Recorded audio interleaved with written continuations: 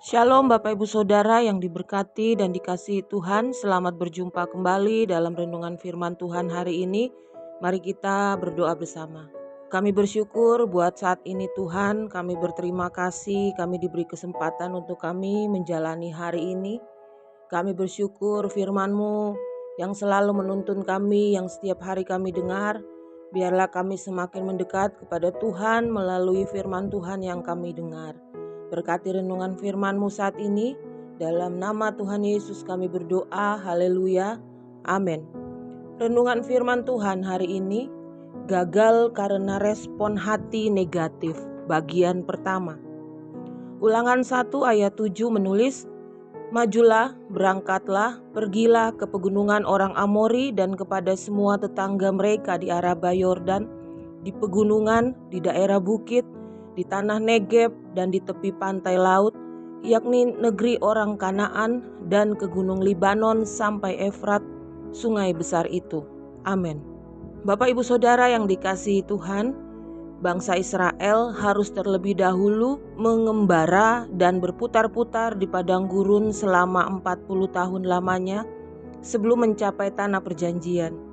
Selama itukah seharusnya perjalanan yang ditempuh dari Mesir untuk menuju Kanaan? Alkitab menyatakan 11 hari perjalanan jauhnya dari Horeb sampai Kades Barnea melalui jalan pegunungan Seir. Ulangan 1 ayat 2. Untuk mencapai Kanaan, normalnya mereka hanya butuh waktu 11 hari perjalanan. Namun bangsa Israel harus menempuhnya selama 40 tahun. Apakah karena medan yang harus ditempuh teramat sulit? Apakah tantangan yang harus dihadapi terlalu besar? Tuhan mengizinkan bangsa Israel harus mengalami proses panjang selama 40 tahun karena respon hati yang negatif, yaitu selalu membesar-besarkan masalah atau kesulitan yang dialami. Respon hati yang negatif adalah tanda ketidakpercayaan, lawan dari iman.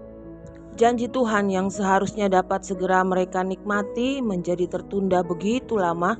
Kemenangan di depan mata tidak dapat diraih dan memerlukan waktu bertahun-tahun untuk meraihnya. Bahkan sebagian besar dari generasi yang dipanggil keluar dari Mesir tidak pernah mencapai tanah perjanjian karena mereka mati di padang gurun.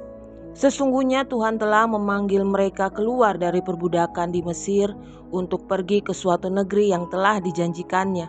Firman-Nya berkata, "Sebab itu aku telah turun untuk melepaskan mereka dari tangan orang Mesir dan menuntun mereka keluar dari negeri itu ke suatu negeri yang baik dan luas, suatu negeri yang berlimpah-limpah susu dan madunya."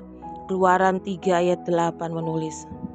Sayang, bangsa Israel tidak memiliki respon hati yang benar. Hati dan pikiran mereka dikendalikan oleh situasi yang terlihat secara kasat mata. Akibatnya, mereka mudah sekali menggerutu, mengomel, bersungut-sungut terhadap apa yang dialami. Pengalaman masa lalu yang menyakitkan di Mesir telah membentuk pola pikir mereka, sehingga mereka berpikir bahwa hidup mereka tidak mungkin menjadi baik. Jadi Bapak Ibu Saudara yang dikasihi Tuhan, semakin kita dikendalikan situasi, semakin kita meragukan kuasa Tuhan. Amin. Mari kita berdoa. Terima kasih untuk renungan firman-Mu saat ini Tuhan. Tolong kami menjadi orang-orang yang selalu percaya bahwa Tuhan selalu menolong kami di dalam setiap keadaan-keadaan hidup kami. Berkati kami Tuhan sehingga kami mampu berjalan bersama dengan firman Tuhan sepanjang hari ini. Berkati para pendengar, mampukan menjadi pelaku firman sehingga apa yang dipergumulkan, dicita-citakan, dirindukan, Tuhan buat berhasil dan Tuhan menjawab setiap doa. Segala yang sakit, Tuhan berikan kesembuhan di dalam nama Tuhan Yesus. Yang berbeban berat, Tuhan berikan penghiburan. Tuhan, Engkau penolong kami yang setia. Kami juga berdoa buat bangsa dan negara kami, Tuhan tolong. Segala hal yang terjadi di bangsa ini semua di dalam pengamatan Tuhan. Tuhan campur tangan di bangsa ini, tidak ada satupun yang terlewatkan dari pandangan Tuhan. Tuhan berkati pemimpin kami, beri hikmat kebijaksanaan takut akan Tuhan. Menteri-menteri yang bekerja, Tuhan beri kemampuan dan takut akan Tuhan. Berkat-Mu melimpah sepanjang hari ini, di dalam nama Tuhan Yesus kami berdoa, haleluya, amin. Selamat beraktivitas, Tuhan Yesus memberkati kita semua dengan limpah hari ini, amin.